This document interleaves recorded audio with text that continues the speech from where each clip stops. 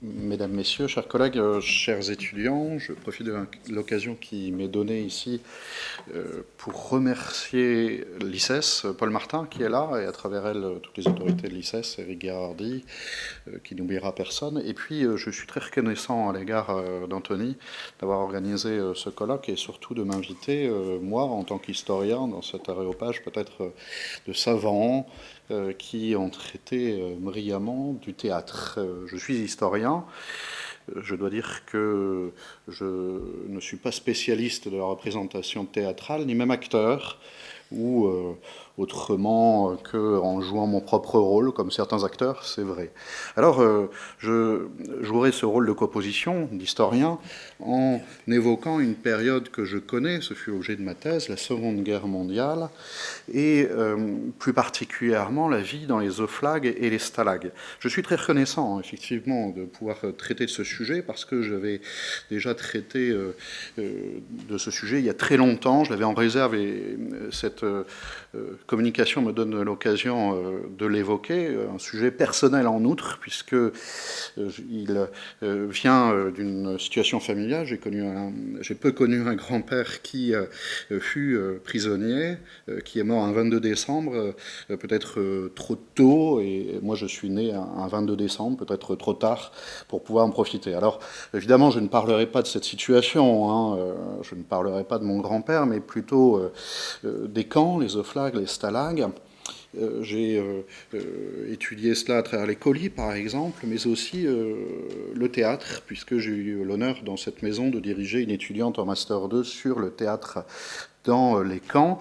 Il y a énormément de pièces qui ont été jouées, écrites également, et elles sont conservées, ce qui constitue un dépôt passionnant, parce que on y trouve un grand nombre de pièces de théâtre qui ont été jouées pendant 6 ans, de 1939 à 1945, dans des camps de prisonniers de guerre, de PG comme on les appelle, des pièces parfois célèbres, mais aussi des œuvres surtout inédites, qui sont conservées néanmoins et qui sont émouvantes parce qu'elles sont simples, elles sont parfois naïves, écrites par des auteurs anonymes parfois, et c'est une de ces pièces que je viens vous présenter ici. Alors l'auteur n'est pas tout à fait anonyme puisqu'il a écrit dans Études, mais il n'est pas très connu à ce moment-là. Il publie une pièce de théâtre qu'il commente dans Voix Nouvelle, qui est inspirée de cette revue précisément.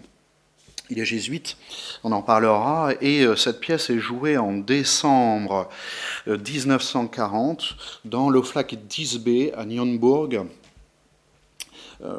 Nous sommes à l'approche de Noël. Vous voyez que le colloque avance. Il avance très vite. Nous sommes presque le 25 décembre 1940 et je viens vous conter en quelque sorte cette histoire d'un conte, à moins que ce ne soit l'inverse.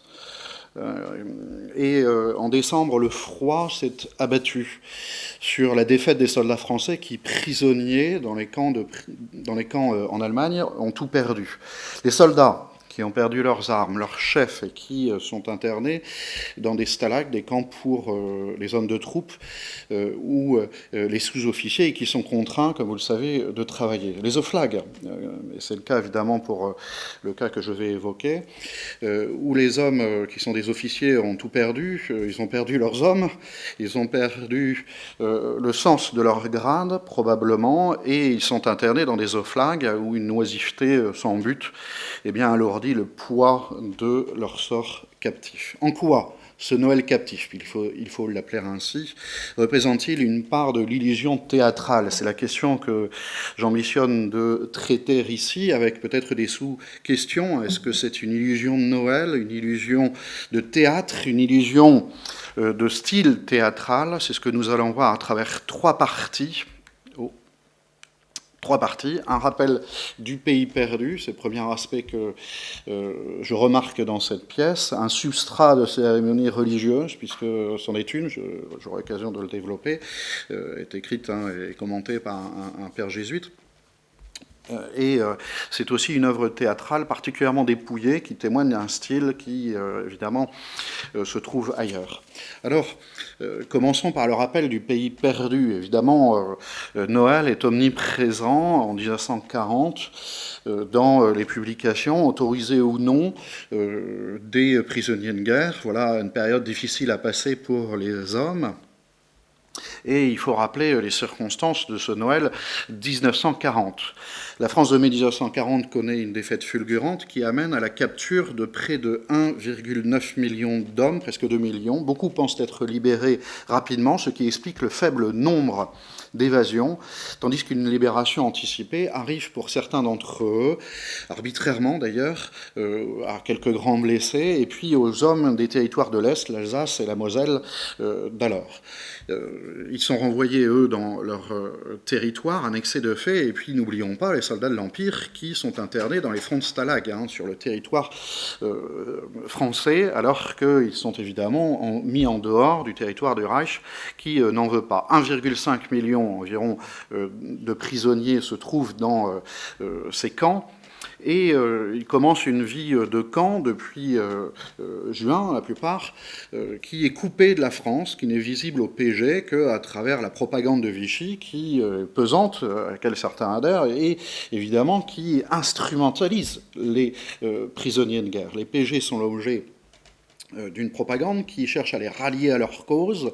Ils sont les preuves directes que la France doit se recueillir sur sa défaite, en expier les fautes, la défaite. Voilà une part d'ailleurs du rappel du pays perdu. Il est perdu parce qu'il a été vaincu, il a été perdu parce que les soldats ont été l'objet d'une capture, et ces soldats captifs savent mieux que quiconque probablement qu'ils ont dû remettre leurs âmes, ce que représente donc la défaite. C'est quelque chose qui apparaît en particulier dans la dernière scène de cette pièce, dont je vous livre quelques extraits. Quand c'est la débâcle, c'est jamais de la faute de personne, c'est tout le monde, mais tout le monde, ce sont des hommes, c'est quelqu'un, c'est toi, c'est moi.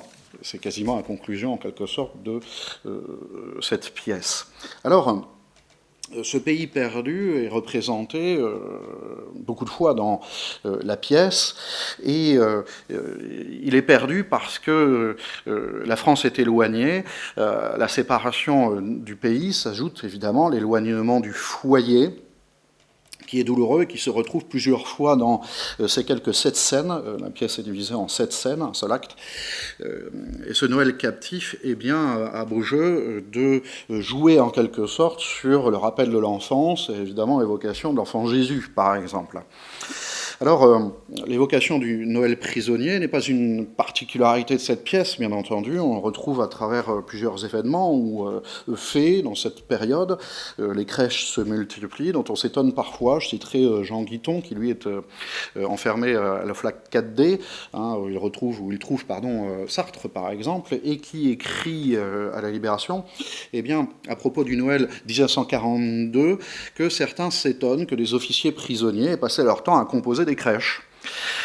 Mais c'est une méditation, écrit-il, faite avec les mains, une restitution du paradis perdu, qui est pour chaque captif son foyer, sa femme, ses jeunes enfants. En captivité, les crèches ont refleuri, moins par la renaissance du sentiment religieux que par le désir de reconstituer un décor de famille, soudain surgi chez un père de 30 ans, ayant des enfants encore tout jeunes. Fin de citation.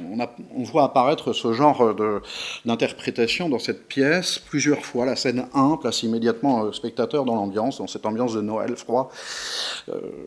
La mère, par exemple, après un air provençal, dit « Un vrai temps de Noël, la neige tombe encore », répond le père, et le froid semble s'abattre effectivement sur les prisonniers. D'emblée, ils sont mis dans l'ambiance de ce Noël. Alors, plus loin, la mère rappelle au fils, à propos des chants de Noël, qu'il les faisait chanter.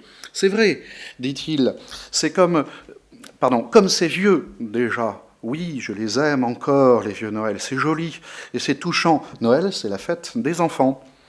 Plus fondamentalement, cette pièce de Noël s'inscrit dans la psychologie du prisonnier de guerre. Je cesserai de citer cette pièce pour en faire une analyse, peut-être avec un autre prisonnier de guerre qui écrit en 1944 un essai sur la psychologie du prisonnier de guerre, qui est paru chez PUF et qui n'est autre que Jean Cazeneuve, l'académicien, futur, bien sûr, dirigeant de télévision. Il établit les éléments de la captivité du PG qui en font sa psychologie particulière. Il y a ce qui est acté, nouveau, je dirais effrayable, la vie en communauté, qui est assez peu évoquée évidemment dans la pièce, le caractère provisoire de la captivité. Et puis, il y a des critères qui se retrouvent plus particulièrement dans la pièce, la privation du confort matériel qui provoque la nostalgie du pays perdu, l'existence d'un horizon limité également, qui est dû évidemment à l'attente et sans qu'on sache exactement chez les prisonniers ce que cela va devenir, ce qu'ils vont devenir. Il est intéressant de voir que dans la pièce, cette évocation est mise en parallèle avec l'attente du Messie, qui est Noël. Et puis l'absence d'une société féminine, même si la pièce n'évoque que très peu l'élément féminin. La Vierge Marie qui apparaît dans une crèche, mais une crèche qui est simplement en décor au fond de la scène. Et puis il y a bien sûr la femme, toujours associée aux enfants quasiment, comme dans la scène 5, la scène 4, etc. Alors ce qui apparaît le plus, c'est le déracinement. Qu'est-ce qui est perdu? C'est le pays. Et Jean Cazeneuve avait bien saisi en quelque sorte cette réalité que Jean Rimaud saisit également dans l'introduction qu'il fait de cette pièce. En 1941, il écrit: nous n'avons retenu aucune des drôleries et cocasseries de nos pastorales de Provence. Ce Noël est trop grave, loin de nos familles et de notre patrie.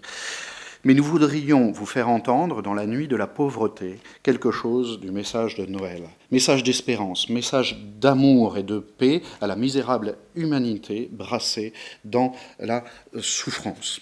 Voilà. Qu'est-ce qui est perdu? Assez bizarrement, je dois dire, la paix. Le mot revient énormément dans la pièce. Et puis, ce Noël n'est pas une pièce de Noël ou, en quelque sorte, un Noël façon pastorale de Provence, justement. Il n'y a rien de joyeux, mais au contraire, c'est un recueillement, en quelque sorte. Un Noël captif qui, en outre, insiste beaucoup sur la pauvreté. J'y reviendrai. Alors, ce Noël captif rappelle fortement les cérémonies de Noël. Et évidemment, je vais aborder cette question dans une deuxième partie, après avoir souligné la spécificité de cette pièce, même si je vais hésiter à en parler, mais ce serait trop long, évidemment, pour le temps qui m'est donné. Eh bien, on pourrait évoquer d'autres Noëls plus tard, Noël 1941, avec l'appel à la crèche, et de Jeanne, comme vous le remarquez, et puis d'autres Noëls, illustrés ici par les grandes vacances de Francis Hambrière, qui sont des moments de joie, malgré tout. Chez les prisonniers, on regroupe ce que l'on a, un vin reçu par colis, les meilleurs mets, pour se retrouver ensemble. Voilà. Ce Noël est tout à fait particulier. Et ici, il présente un substrat de cérémonie religieuse, ce que je vais m'atteler à montrer.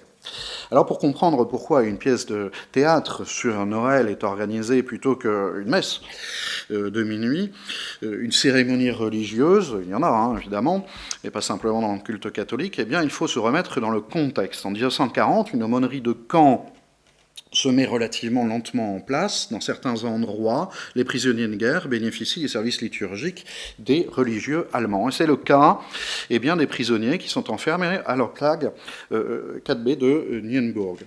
Les conditions sont très particulières. C'est le curé du village allemand qui est l'aumônier officiel du camp, qui le restera jusqu'à mai 1941. Et il vient célébrer une fois par semaine une messe qui est également célébrée pour les grandes fêtes. Les seuls prêtres qui peuvent célébrer leur messe sont les aumôniers officiels, tandis que la messe de minuit a lieu, effectivement, mais dans un cadre assez limité et avec un sermon qui est prononcé et traduit depuis la langue allemande jusqu'à la langue française. Alors, l'aumônerie des camps, celle de Monseigneur Rodin, se met en place, envoie des valises chapelle. 120 valises sont envoyées ainsi le 22 décembre 1940, trop tard par rapport à la date de cette pièce, et à la flag d'Isdé, eh bien, le père Jean Rimaud est l'animateur en quelque sorte de cette aumônerie, sans prêtre pour ainsi dire, et c'est pour cela qu'il a l'initiative d'organiser, superviser ce Noël captif. J'ajoute en outre qu'il n'obtiendra que beaucoup plus tard le droit, comme d'ailleurs les autres prêtres, de prêcher. Et voilà pourquoi ce Noël est si explicite en quelque sorte. On aura l'occasion de le revoir également dans la troisième partie. Il est explicite en matière religieuse puisqu'il constitue un substrat, encore une fois, de cérémonies religieuses. Une grande part des références sont religieuses et on retrouve des expressions qui rappellent les prières, parfois dans des dialogues assez improbables, ou encore ce qui fait écho à la pratique catholique. Par exemple, Adam est mis en scène. Il prononce cette phrase ou pose la question aux acteurs. « Fils de l'homme, est-ce la nuit de Dieu ?» à propos de Noël, qu'il évidemment n'a pas connu. Et un cheminot lui répond, un homme ordinaire. Il savait bien qu'il y aurait des péchés. Un autre personnage, priez pour nous pauvres pécheurs, et la souffrance et la mort, et à l'heure de notre mort. Vous voyez, d'ailleurs j'en parlerai, le style est assez haché ou encore difficile à suivre. En tout cas, les références religieuses se multiplient et il s'agit de faire une liturgie en quelque sorte narrative plutôt qu'une messe ou encore un prêche, avec l'idée qui est un programme pour Rimaud, qui est qu'il faut sortir de l'entre-soi. Les catholiques sont trop en quelque sorte tournés vers l'Église.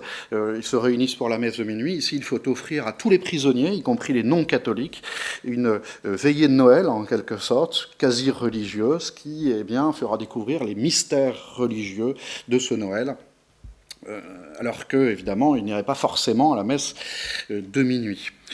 J'ajoute que le texte est censé être habile, mais en fait, il apporte assez lourdement des conseils de vie chrétienne, placés ici ou là. Par exemple, le cheminot a cette phrase « Il faut avoir le courage de prier comme quand rien ne répond ». Et puis, dans le même temps, la pièce est très marquée du point de vue religieux, puisqu'elle est une succession d'hymnes qui sont chantés dans des veillées religieuses. Alors je vous laisse la lecture de ce programme musical en quelque sorte. Il est né le Divine Enfance, cette air de chasse transformée par Gabriel Fauré et Michel Legrand. On peut citer Entre le bœuf et l'ânegrie, qui est commenté d'ailleurs dans la pièce, hymne du début du XVIe siècle, dans une étable obscure, un poème allemand qui est adapté par Praetorius, Cisanos Entsprungen, le Kyrie des gueux, qui peut être l'apport assez moderne en quelque sorte dans ce cadre, le Rorate Celi des Soupers, inévitable introïte du troisième dimanche de l'Avent, Les anges dans nos campagnes, un hymne populaire du XIXe siècle, La marche des rois, qui apporte une part de à la fois tradition provinciale et puis surtout de marche militaire, et puis l'Adeste Fideles. C'est une sorte de veillée de Noël qui est proposée et qui est organisée avant la messe de minuit avec ces chants, comme si nous étions dans le cadre d'une chorale paroissiale qui élèverait ces chants suivis par la ferveur de la foule. C'est ce qu'il se passe d'ailleurs. La chorale est présente, elle est un petit peu en retrait et le public est censé, en quelque sorte, en se rappelant le pays perdu, en adhérant, en se remémorant des chants autrefois entonnés lorsque ces soldats étaient enfants, ils sont invités donc à participer. Alors ce texte est une interprétation personnelle de Rimaud. C'est aussi une liturgie assez avancée, on peut le dire. Il s'agit de montrer les aspects spirituels de Noël sans en avoir l'air, en quelque sorte. Il s'agit de montrer que Noël est universel et peut apporter un message aux non-chrétiens également. Il s'agit également de montrer que Noël, et c'est une vieille idée de Jean Rimaud, s'inscrit dans la prière du temps. Il écrivit en 1939 un livre éponyme qui présente la liturgie catholique. La liturgie catholique est paysanne, parce que la rédemption est moisson et vendange, après semaille, taille, cépage. La prière du temps, c'est la prière de la vie de l'histoire universelle, la vie de chaque homme, s'appuyant sur la nature, pénétré par la grâce pour l'élever en s'élevant. Avec son Noël, il propose finalement une méditation du temps de l'hiver, rude en Allemagne, pour en faire une métaphore de ce que vivent les prisonniers en lien avec ce que connaît le Dieu dans son incarnation. Il l'écrit lui-même sur la fête de Noël, il écrit, page 17 de cet ouvrage, dans la plénitude de l'hiver, Jésus-Christ né de la Vierge Marie, plénitude du temps, de l'histoire et de l'éternité, que célèbre la triple messe de la naissance de Jésus dans le temps. Et c'est ce qu'il écrit également en commentant, la pièce dont je vous parle, Noël captif, donc quelques 2 années plus tard, en 1941, l'Église, écrit-il, a su inventer les plus belles fêtes, les plus humaines. Pâques, c'est la fête du printemps. Noël, c'est la fête de l'hiver, de la neige, de l'amitié en famille, des enfants. Alors, cette idée... Cette idée est intéressante, mais c'est une illusion, évidemment. Que présente ce Noël captif? Une illusion, en quelque sorte, de ces cérémonies religieuses. Et puis un vrai manifeste, un manifeste qui est aussi une salutation du pauvre, le cheminot en particulier, illustre cette réalité. Alors, c'est une œuvre théâtrale qui est particulièrement dépouillée. En 1940, les moyens sont encore peu importants dans les camps, alors qu'ils vont être richement accordés par les Allemands qui souhaitent que les prisonniers se mettent à l'activité théâtrale pour oublier l'évasion. Et évidemment, cette pièce s'en ressent particulièrement. Il y a un orchestre réduit face à une chorale qui est dominante, j'en ai déjà parlé, un décor qui est minimal, qui est présenté par Jean Rimaud lui-même. La scène est presque nue, écrit-il. À gauche, elle avance un peu, et c'est fermé au fond par un bout de toile représentant une cheminée, la maison paysanne. À droite, un arbre de Noël, avec ses bougies et ses brillants. C'est la campagne aux portes de Bethléem. Alors, il faudrait se poser la question si c'est un choix où cette nudité, en quelque sorte, est fortuite.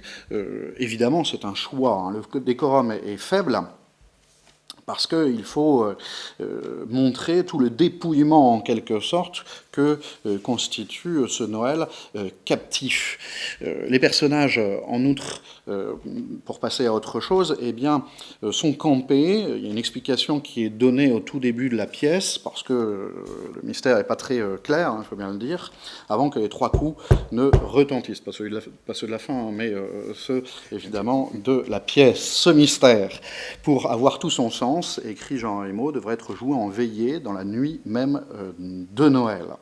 Tout naturellement, il n'en est rien, et pourtant, cette Noël captif préfigure Noël. De quelle manière? En utilisant quelques personnages qui entament un dialogue improbable, presque un monologue. Le diable, une famille qui accueille un cheminot de passage, Adam, dont j'ai déjà parlé, et les dialogues sont très brefs, avec un phrasé haché, des phrases qui se succèdent les unes après les autres, une sorte de canon à l'unisson, ce qui se retrouve particulièrement par 3 personnages qui cheminent, les 3 routiers en quelque sorte, les 3 routiers d'Emmaüs, qui sont aussi la figure des prisonniers, qui donc sont sur scène.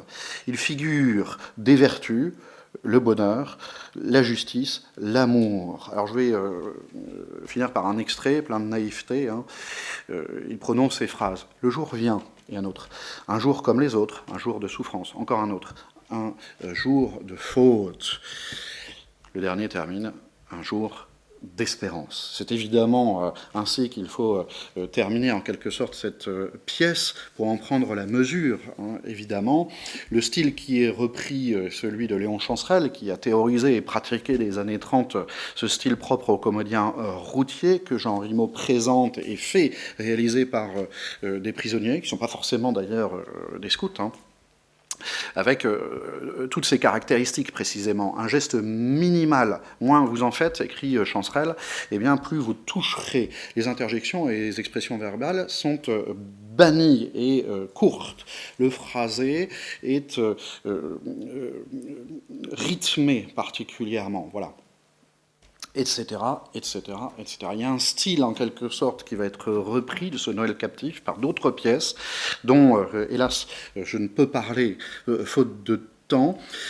Et pour conclure, je me contenterai simplement d'inscrire ce Noël captif dans la thématique, l'illusion pas simplement théâtrale. Ce Noël captif est finalement une illusion du pays perdu, une représentation très éloignée de celui-ci, une illusion de cérémonie religieuse qui est précisément interdite, telle que les catholiques la souhaiteraient, et puis Jean Rimaud en particulier. C'est une illusion théâtrale, c'est pas tout à fait une pièce classique, et elle est jouée, interprétée, écrite par des amateurs. C'est un amateur de l'histoire qui vous l'a présenté. Il y a bien d'autres pièces qui sont présentées dans le cadre de la captivité et qui sont plus célèbres, hein, n'est-ce pas, ou encore certainement jouées par des professionnels ou en tout cas des amateurs qui le deviennent quasiment par la répétition des pièces. En tout cas, je vous remercie de votre attention. Merci, M. Millon.